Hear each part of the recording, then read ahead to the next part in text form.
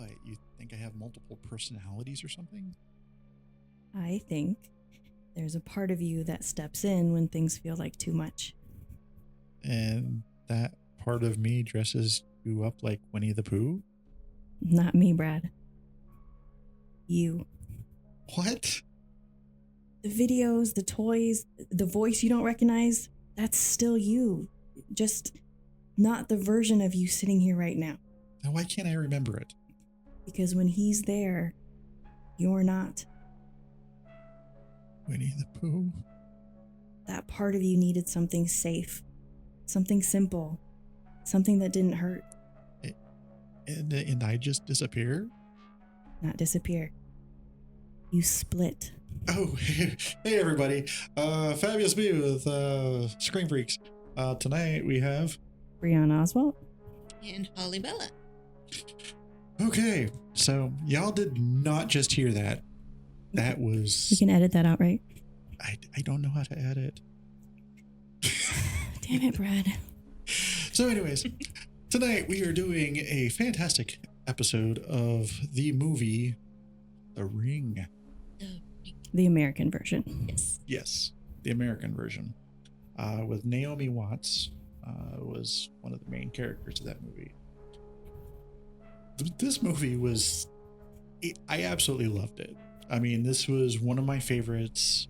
Like, it came out like right along the same time as The Grudge. Yeah. So these movies were very big, you know, with the whole paranormal style, you know, thing.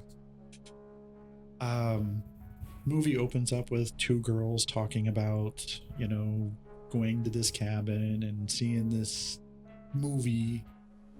And then all of a sudden they all get a telephone call and they give them 7 days. Which, I mean, there's also a spoof of that in Very Scary good, by Movie. the way. Yeah. Yes. Pamela Anderson. Yep. Does a pretty good job, actually. Yeah. It's funny. There was this one movie. Jenna McCarthy. Yeah. There was this one movie. They were on a boat. No, I haven't seen it. So anyways, the movie that we're talking about, not Scary Movie, was what? God, I think it was like 2009 or something like that. Hold on a second. It was 2002. Wow. 24 years But ago. it still stands on its own. It's iconic. Yeah. You don't need to watch The Ring 2 or Rings or even like the original Japanese version. This movie is perfect, beginning to end. Yes. With a very unique name for the director, Gore Verbinski. I just love it. I want to change my name to Gore Verbinski. You must have been so badass in high school. I Like, don't know, mess with right? that kid. It's like, his name's Gore. Yeah. and that's what I love about this movie too, is because there's really not a whole lot of gore. Right, but you don't need it. Everything else is so Right. well done. Yeah. It still scares the shit out of you, even after 20 years. Yes. And you know, and the cool thing that I love about this movie, and I keep preaching about this for every movie that we do, music and cinematography. Once again, if you don't like spoilers, this movie's been around for 24 fucking years. Get over yourself and listen to this shit. So anyways, sorry. Tourette's. But so like it builds upon the scariness, this, you know, so Naomi Watts following up on this story of these girls that died and found out that it's 10 p.m. and then another kid dies at 10 p.m. and it turns out that they were all part of this, you know, cabin trip, and they all watched the tape. So she goes ahead and she follows up on this, which she goes up to this cabin and decides that she's going to stay in the cabin that they stayed in. And watch the same video that everyone's talking about. Dumb ass alert. So I personally, if I would have, oh, this looks like the tape, smash the shit out of that sort of. Not watching the tape. Sorry, VHS crushes very easy. Very easy. Or something. Like, I don't know if that would have upset Samara more, but like bury it. something, throw it into the ocean. Right. But don't watch it. And don't let Yeah. other people watch it. No, not at all. So being the reporter that she is, she obviously has to watch it. And then, she gets the telephone call, 7 days. And then she goes ahead and, this video is very eccentric. Avant-garde. There Yes. you go. I like that.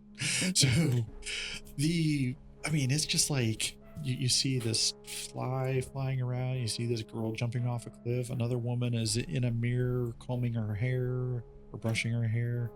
Yeah, someone says that it looks like a poorly done independent student film, and that it's exactly what it looks like because it's all spliced together.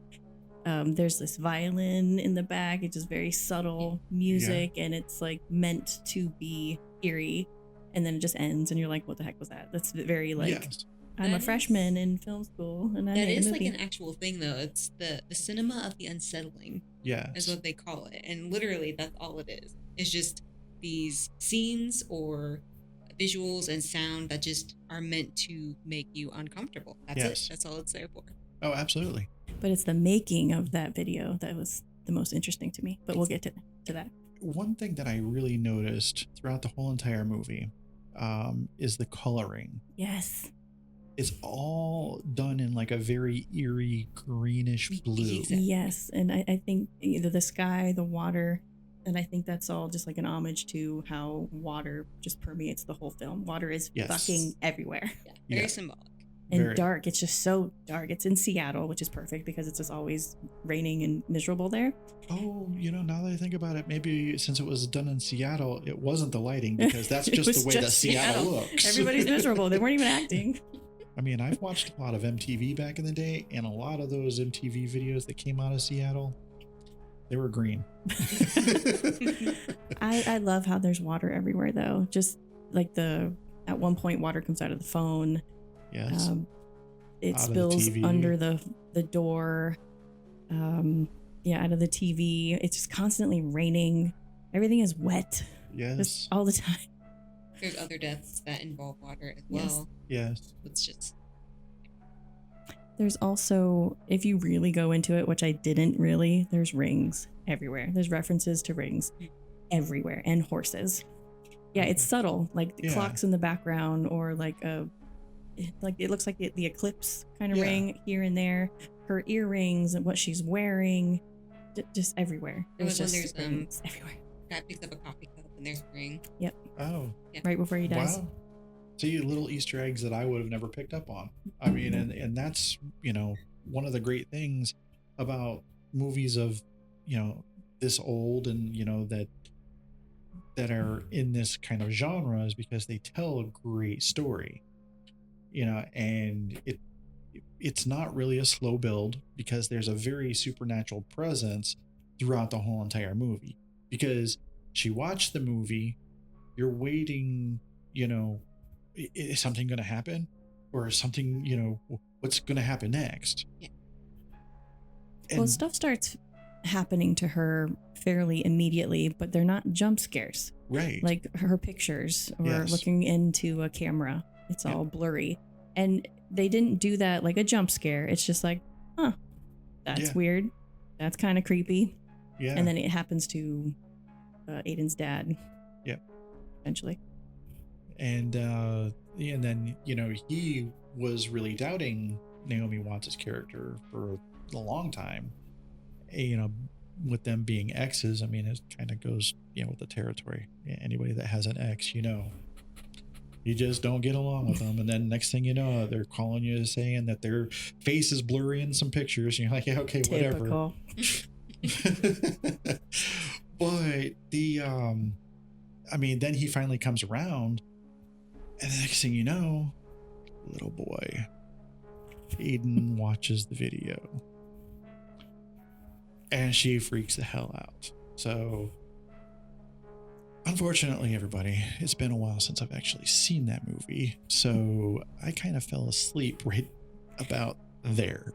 All right, so Aiden is the boy, and man, he does a good job. He is, I think the directing for him was just great. He's just very deadpan, He's matter of fact. He calls his mother by her first name. He's not scared of anything. He draws the creepiest stuff.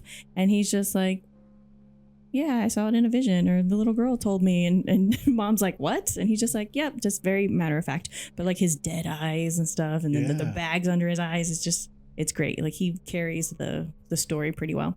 Yeah. There's things that he does that are creepy. Again, not jump scares, but just like, that's weird. Like his pictures,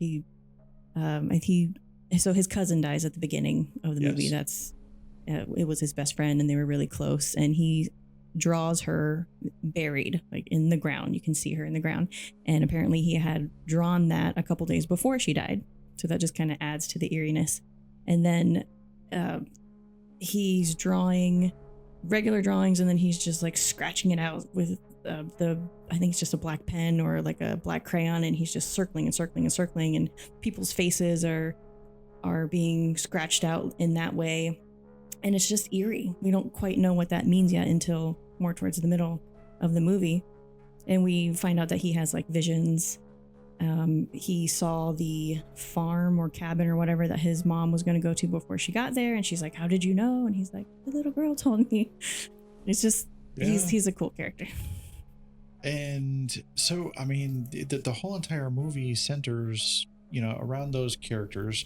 And then it starts to tell a little bit of a backstory about Samara and what actually happened.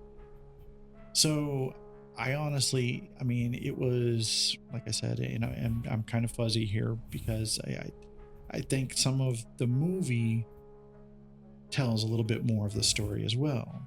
What the ring actually was, why the water was such a big thing, the woman jumping off the cliff, all of these things start to make sense more towards the end of the movie. So I'm going to turn my ringer off because I don't want to hear 7 days. Hey, don't text me 7 days, Samara. I will swear to God, I'll send your ass to voicemail. So the cursed video has a bunch of weird spliced scenes that at first we don't know what they mean. Right. But even that video kind of tells a story because certain images in that video are revealed later on, like the mirror, the woman, the horses.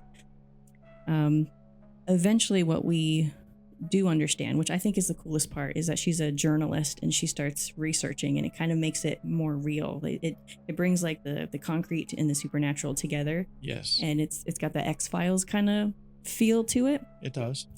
And she does a great job just like looking very curious and like, what's going on?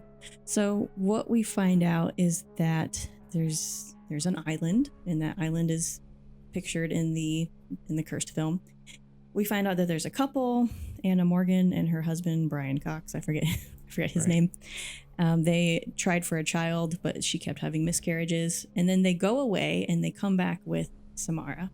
And all we know is that she's adopted. We don't know where she comes from, who her biological mother is, but she's a special child. And she starts doing crazy things. She has this power where she sees things in her minds and she's able to project them into other people's minds or onto concrete things, like the video. She made the video with her mind, or she also etches that tree in the barn on the wall. Yes.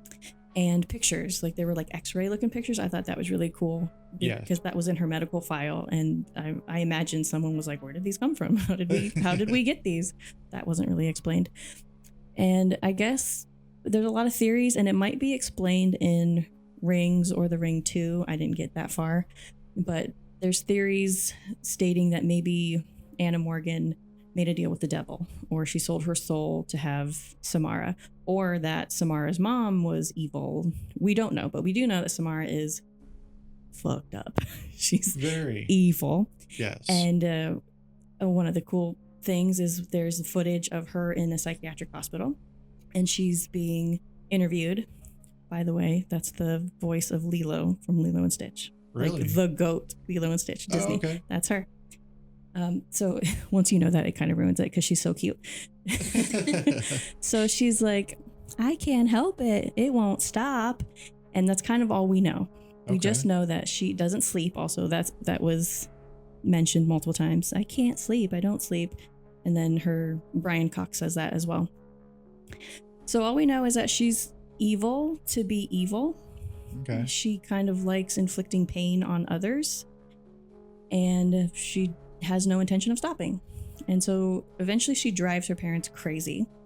And one of the images in the cursed film is Anna Morgan jumping off of a cliff on the island. And right. I believe that's just her killing herself because she's just going completely nuts. Right. But before that, she is so fed up with Samara that she dumps her into a well in the middle of the woods. And Samara's down there for 7 days because that's the longest amount that you can go without food and water before you die. Hence the 7 days. Yep. And she doesn't stop there. She continues. She makes that film with her mind, and she continues to hurt people in that way.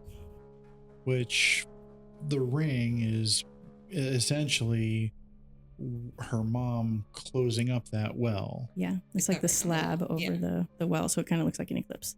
So basically what you're seeing in this cursed video is everything that Samara has seen. Yep. So, or has been a part of. So the cursed film, oh my gosh, like I said, I would have just smashed the freaking VHS tape, like thrown it against a tree or something. But yeah, I mean, it was just the supernatural feel of the whole thing. It does feel similar to The Grudge. We've got the black long hair in front of the face, the water. Apparently this is a Japanese theme. It's called Sadeko. It's when, and they actually explain it in The Grudge, if somebody is killed in anger, then they become like a cursed spirit and they're just angry and they want to hurt people. And so that's The Grudge. I forget her name. And then that's also Samara. Right. Yeah. So the well that she dies in, the cabin is built over it. So I guess that's where the video comes from. And then the kids go and they watch the video, and Naomi Watts figures out that the well is down there.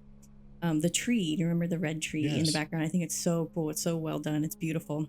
That tree is a Japanese maple, and the fruit that comes from it is called a Samara. Oh, wow. I think that was pretty cool. I did not know that. I didn't, trivia. What? Go. I think in the original, it's a different kind of tree, but when the American one wanted to be clever about it. One thing that I did notice, that whenever she was driving to the cabin for the first time, you can actually see that tree in the background. Oh, yeah. So I'm like, hey, where's the tree? I think it's just like this eerie presence throughout the movie. It's like one of the last things that she saw. Yeah. So she engrades it in people's minds. And like I said, if you have not seen this movie in the last 24 years, first of all, can you really call yourself a horror fan? I think not. No. I think, honestly, you should probably crawl out from your hole, get on to Tubi, get on to Netflix or whatever, and start watching some goddamn movies. It is quality, and the soundtrack is done by Hans Zimmer. Yes, Hans Zimmer is amazing. He's got lots and lots of movies. But he killed it. I mean, I don't think I've seen him do a horror movie, but this was done really well. It's he usually does like these big symphonic pieces, but he did the violin thing. It was subtle. It was very well done. Him and Danny Elfman. Danny Elfman is amazing as well. Yes. Imagine Danny Elfman doing this. This movie would be very different. Oh, yeah. Well, Danny Elfman just came out with a new musical for Edgar Allan Poe. Oh my God. It's Poe. It's Poe the musical. That's perfect. Is it going to be directed by Tim Burton? I don't remember who it's probably directed by. But some of the music, so Danny Elfman is on TikTok. Of course. And I saw his TikTok where he was announcing it, and I was like, oh, no way. So some of the music that was on there, I was like, yeah, that's definitely very some Beetlejuice, Batman. Yeah. Yep. I'm like, okay, yep, we gotta go. I have to see that. So I definitely have to go and check out Rings now, because I've never seen the sequels. I've heard that they get worse as they go, though. I think Isn't there's that how most sequels are? Yeah. I heard that there's some good background information, but if you're looking for the quality of The Ring, it's just not there. But give it a watch. I honestly think you should watch the Japanese version. Yeah. I think that'd be more worth your time. Yeah, just like the Japanese version of The Grudge was Ju-on. So that one was, I've seen that one, and that one was a lot more intense than the American version, with Sarah Michelle Gellar, Buffy the Vampire Slayer. So they chose Naomi Watts, and I think she did a great job. Honestly, Yes. she looked good. She's very good at the scream. There's one scream she did I thought was like so good, but it was almost given to Jennifer Love Hewitt and Jennifer Connelly, and I think they would have done great, but I have no notes for Naomi. She did great. I do, yeah, no, absolutely. I mean, I can't see Jennifer Connelly doing it because, I mean, Labyrinth. I think she would have done well. I can see it. I can see it. Yeah. Then she did that one movie with Jared Leto. That one was weird. The double-sided dildo scene. Yeah. Highly recommend. Oh. Wow. Anyways, just kind of ruins Labyrinth for you at that particular moment.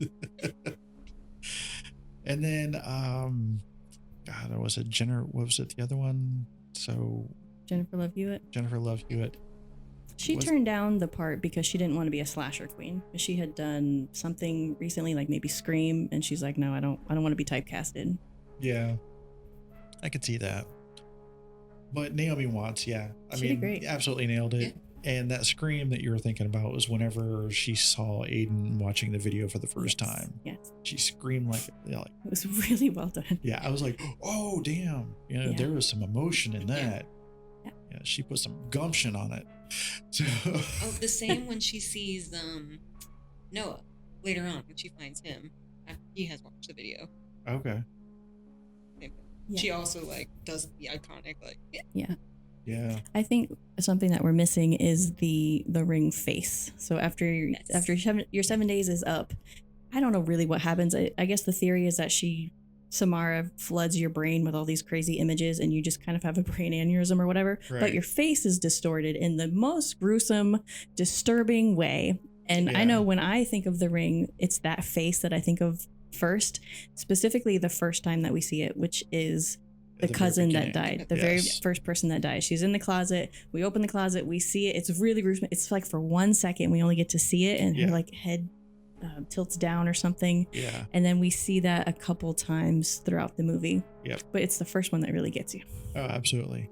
And I'm going to equate this. I mean, not too many people have actually seen this, but that's my sex face. So that's exactly that's what I look. Yeah, that's my O face. So very disturbing. That's why I'm single. So